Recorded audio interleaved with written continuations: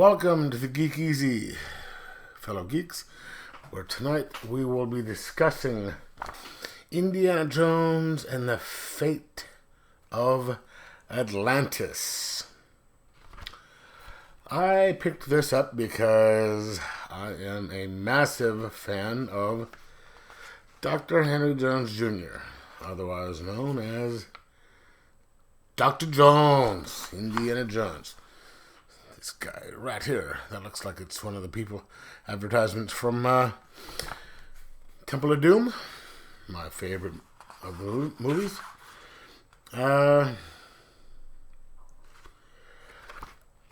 This is obviously a story about him dealing with the lost continent of Atlantis.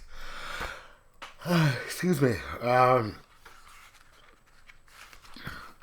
Starts out in the typical fashion with him involved with a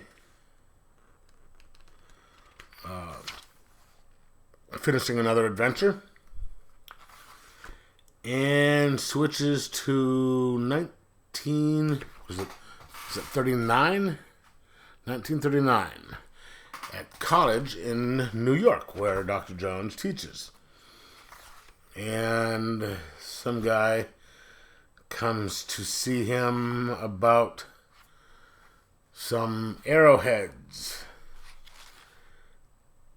which leads to him going to see an old comrade, or an old archaeologist friend of his who is a woman.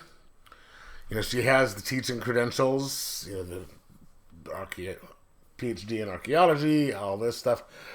But due to the times, you know, hey, she's a woman, yada, yada, yada. So she's using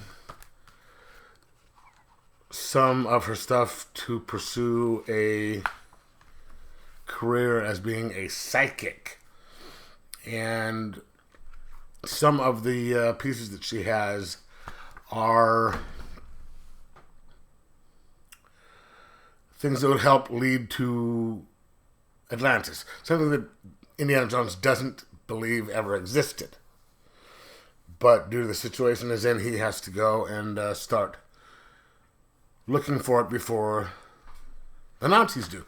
Because Atlantis had a system of energy that would make the atom bomb look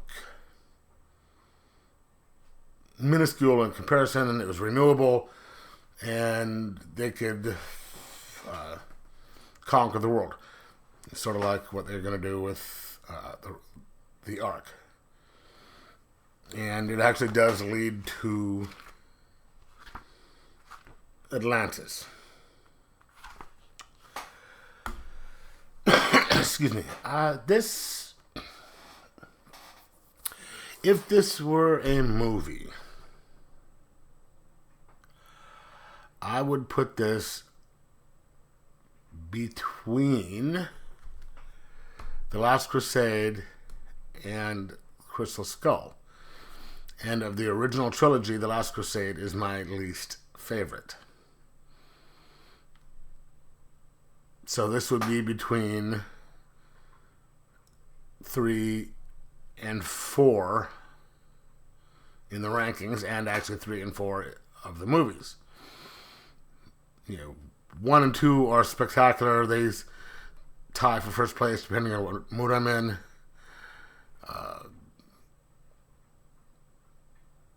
Last Crusade would be number 3. Crystal Skull would be number 4. This one would go to 3.5. Just because there's some of the action in there isn't as good, and of course it's a comic, so you can't. It doesn't translate as well on this. You know, it's not what I mean.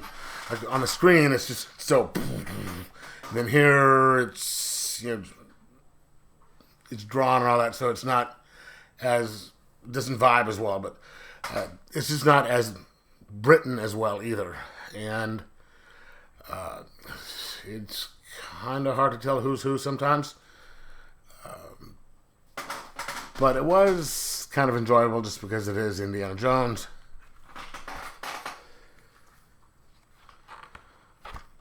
But I'm not going to put this high on the recommendation list. I'm going to give it a 2.5 out of 5 and just say, if you're a big Indiana Jones fan and you want to have stuff for your collection, get it. But if you just want to pick it up for a good read,